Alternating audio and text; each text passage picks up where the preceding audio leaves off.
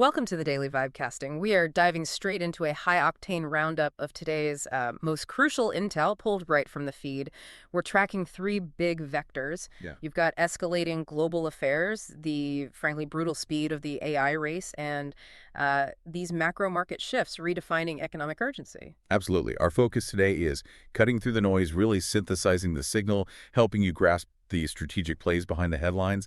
And if we had to pin down a theme, it's that collision, between centralized political power and this decentralized tech speed will connect these dots, even if they seem pretty far apart. So yeah, let's get right into it. Okay, segment one, geopolitics and macro markets. Let's start with a pretty serious geopolitical flashpoint. Reminds you those global tensions are always simmering. I'm reading this from @Kobisa.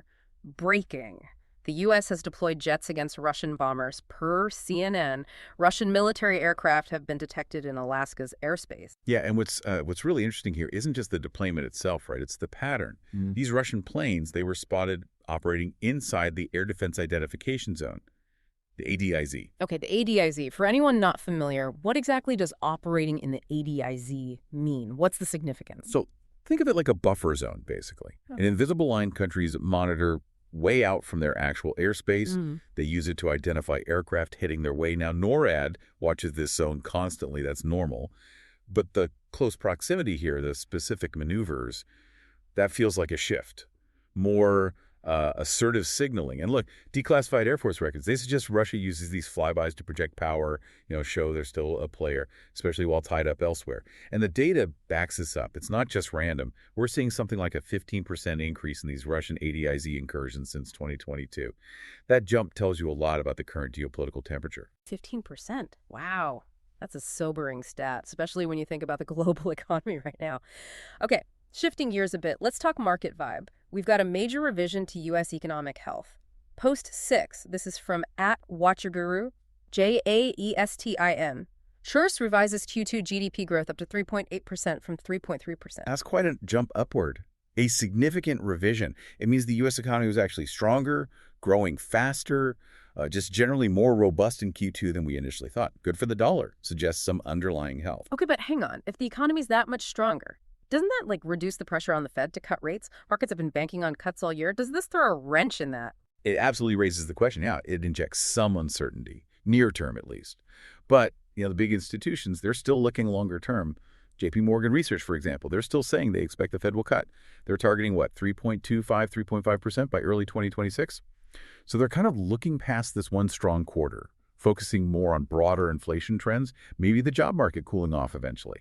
So, yes, the urgency for a cut right now may be dampened a bit, but the long-term easing expectation still seems to be there. That nuance is key. Okay, last one for this segment, market and regulation. Big legislative action coming that could really shape the digital asset world. From @Unusual Whales. The U.S. Senate will hold a taxation of digital assets hearing on October 1st, per Reuters. This is the so what moment, really, for the whole crypto space. I mean, global market cap hit, $2.3 trillion this year? It's massive. Yeah. And this hearing is urgent because it ties directly into things like the proposed Clarity Act of 2025. Right, the Clarity Act. That matters because it's about shifting who regulates what, Yeah. Changing the definition. Precisely. It wants to label assets like Bitcoin and Ethereum as commodities. And if they're commodities, primary oversight could shift away from the SEC, the Securities and Exchange Commission, over to the CFTC. The industry generally sees that as potentially less friction, whether it happens or not. Well, the expectation of stricter rules is already moving things. You see Thomson Reuters partnering with Legible just to streamline crypto tax reporting. That's happening ahead of the rules. When the big tax software guys start prepping, something's coming down the pike. That shift from geopolitics and finance to tech feels pretty smooth, actually. From high-stakes global finance to maybe the highest-stakes race of all, AI. The pace here is just accelerating like crazy. It really is. And the first battleground, it's about how fast you can get the right information. So we start with search, grounding these large language models. Reading from Perplexity CEO @Erev Spinivis, Perplexity Search API, providing direct search results in milliseconds for grounding LLMs and agents with real-time information from the web. This is an effort that began more than 2 years ago to build our own search index. Right, the strategic play here is filling a gap, a big one. Microsoft just retired its Bing search APIs, right? That left a lot of developers who needed that fresh real-time data kind of scrambling. Perplexity's jumping right in there. And they're hammering on speed, claiming median latency under 358 milliseconds. Which is fast. Under 360 milliseconds, okay?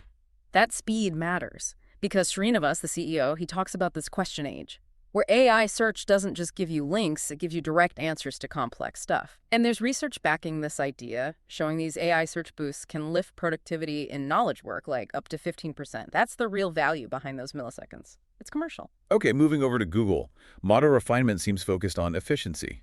At Gemini app just posted. Gemini 2.5 Flash just got a few new updates. You'll see enhanced step-by-step help for homework, better organized responses, and improvements in image understanding. Yeah, Google's trying to make these models smarter, but also leaner at the same time. They showed an example, analyzing a tricky visual puzzle, dominoes, and it correctly counted 42 pins. But crucially, it gave a detailed step-by-step breakdown. The technical goal driving us, optimization. Specifically, they're aiming to cut output tokens by up to 50%. Half. Okay, reducing tokens. Yeah. What does that actually mean for, say, a developer using these APIs? Or even an end user? Oh, it's a huge deal commercially.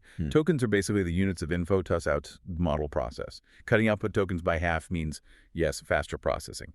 But the big thing, it means much, much cheaper API calls. Lower cost means more smaller businesses, more developers can actually afford to build sophisticated AI reasoning into their products. Yeah. That's how Google gets wider market penetration. And speaking of speed, we've got an acceleration update, the next major foundational release from @CultureGasks. Gemini 3 release is imminent, brought forward to early October. That accelerated timeline is just a raw reflection of the insane pressure in AI right now. Fierce competition. We're seeing companies chop their release cycles down by 20% compared to maybe 18 months ago. They just can't afford to wait. And what's impressive here is the early buzz. The quantized versions of Gemini 3 are already showing really strong results. Quantized. Can you break that down quickly? What's a quantized version? Sure. Think of it like taking a massive, super powerful engine and tuning it for incredible fuel efficiency. You take the huge original model, create a stripped-down, highly efficient version, runs way faster, uses much less computing power, hopefully without losing too much accuracy, and even these optimized, smaller Gemini 3 versions based on the 2.0 architecture. Mind you, they're apparently already outperforming bigger rivals like Llama 3 405B in some early tests. So the race isn't just raw power, it's efficiency and deployment speed too. Okay, let's shift into segment 3, the edge of tech and vision, kicking off with self-driving tech. And a pretty massive claim about what's next. From @SawyerMerritt, New WS, Tesla will start to release FSD V14 to early access users next week, with V14.1 coming a couple weeks later. Elon. The car will feel almost like it is sentient being by 14.2. Huh. Yeah, that's the ultimate headline grabber, isn't it? Sentient. Look, Musk's comment needs a serious reality check. It most likely refers to really advanced predictive driving, where the AI gets incredibly good at anticipating things, maybe achieving something like 90% human-like decision-making. But in simulations, right, it's about seamless prediction, advanced pattern matching, not actual consciousness or feeling. Okay, but even 90% human-like, well, that's not 100%. That 10% gap is where things go wrong, potentially tragically. And that vision, it just slams right into skepticism, doesn't it? Especially when you look at safety records. A 2024 NHTSA investigation flagged 4 FSD-related crashes. One was fatal. Does that safety record just completely undercut the near-sentient narrative? It absolutely challenges the safety story, yeah. And it highlights just how far we still are from claims matching reality, especially regulatory reality. The hurdles for regulators are huge because they have to focus on that failure rate, that 10%, no matter how smart the AI seems most of the time. It's always going to be friction between the innovator's vision and the safety watchdog's mandate. Right. Okay, from self-driving cars to walking robots, we got a super cryptic post from @PMarca, just the robot emoji and the eyes emoji. Yes. Deceptively simple, that one. But it points to a pretty major security issue that surfaced recently. It's referring to the Unitree G1 humanoid robot, sophisticated piece of kit. But it was found to be secretly sending sensitive sensor data back to servers in China. Whoa. Okay, that immediately rings alarm bells about data sovereignty, right? Especially if you're deploying foreign robots in, I don't know, sensitive areas. Exactly. This is a direct challenge to that sort of techno-optimism that visionaries like Andreessen often push. If the hardware itself, the robot's eyes and ears, is phoning home sensor data to a foreign government, well, that raises serious, immediate questions about data ownership, trust, everything when it comes to autonomous systems. Big questions. Okay, moving from hardware security to digital creation, a really interesting comparison here between different ways of building virtual worlds. From @ByLawSidhu, generative AI is cool, but procedural third generation just hits different. iCity basically feels like SimCity for adults who know Blender. This is a great point, actually. It highlights that trade-off you get between speed and control. Pure generative AI, yeah, can spit out tons of content super fast, but procedural modeling.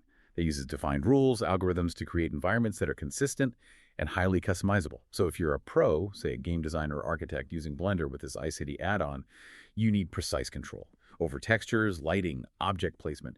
Procedural gives you that level of artistic and functional control that just letting an AI dream it up doesn't. So procedural gives you predictability, maybe control, while generative AI offers raw speed and maybe surprise. Pretty much, yeah. And the trend we're seeing in the industry, it's moving towards hybrid approaches, combining the structured control of procedural methods with the sheer scale and speed of generative AI, trying to get the best of both worlds for building these massive, detailed 3D environments. Okay, that takes us neatly into our final segment. Segment 4, corporate strategy and innovation philosophy. This is where we often see the real strategic bombshells and some interesting takes on what actually drives success. And today's corporate strategy news might be the biggest strategic insight on the entire feed, honestly. All right, let's start with some serious optimism around one giant player. From @Bucko Capital, GOOGL is going to be the most valuable company in the world, just flat out. That's a bold call. And that bullishness for Google, it's partly market performance. Sure, stock's up 15% this year, mainly on AI wins, but mostly. It's driven by a genuinely surprising strategic development. Reports that Meta, yes, Meta, is talking to Google Cloud about using Gemini AI models for its core advertising business. Wait, hold on. Meta, the company that's poured, over $600 billion into developing its own Llama AI models, why on earth would they go to Google, their main rival in cloud and ads, to power their absolute core revenue stream? Isn't that basically admitting Llama isn't cutting it? It's definitely admitting a strategic need, if not outright failure yet. Meta's whole business hinges on incredibly complex real-time ad targeting. That needs seriously advanced reasoning capabilities. So the fact they're even considering using Google Gemini 2.5 Pro suggests that Llama, despite all that investment, might not have the specific reasoning precision or maybe the speed they need for that crucial money-making operation. The idea that Meta might outsource this absolutely critical AI function to Google, that's a massive strategic tell. It really indicates where the true competitive edge in frontier AI might actually sit right now. Wow. Okay, now contrast that with the strategic reality over in Europe. At JXMNOF highlights a really stark difference in approach. The largest tech company in Europe finally released a sovereign LLM. It's just ChatGPT running on German servers. Meanwhile, Chinese DoorDash pre-trains 560B LLMs from scratch. Oof. Yeah, that's a core critique of Europe's current tech situation, isn't it? This paradox. The European sovereign AI, like the SAP OpenAI deal, it's getting slammed for basically just being compliant, locally hosted versions of American tech, ChatGPT on German servers, like the Post says. Europe's big focus with the AI Act is safety, compliance, which is important, obviously, but that heavy regulatory focus seems to be hindering the kind of massive compute scale and ground-up innovation you need to really compete. So by prioritizing regulation first, they're kind of unintentionally creating more reliance on the very U.S. models they supposedly want to build alternatives to. Seems like it, yeah. And the contrast with China's Meituan, their DoorDash equivalent, is stark. They pre-trained a massive 560 billion parameter model, Longcat Flash, completely from scratch. Yeah. It just highlights the difference in strategic priorities. China's going for raw compute scale, indigenous development. Europe seems to be playing catch-up, often using licensed American tech as the foundation. It's a tough spot. Okay, finally, let's wrap with a more philosophical point about genius, drive, motivation. This is from @GrowingDaniel talking about Elon Musk. Having known him for a while, I think Elon Musk is probably one of the least self-disciplined people on Earth. He just really enjoys problem solving. Right, this really challenges that traditional narrative, doesn't it? That sort of Protestant work ethic idea that massive achievement requires rigid self-discipline. Instead, it suggests intrinsic motivation, that deep, almost obsessive enjoyment of tackling hard problems might actually be a far more powerful, more sustainable fuel for innovation. And this lines up with quite a bit of psychological research, actually. That enjoyment factor, sometimes called the fun criterion, it leads to better learning, better retention, sustained effort in really complex fields.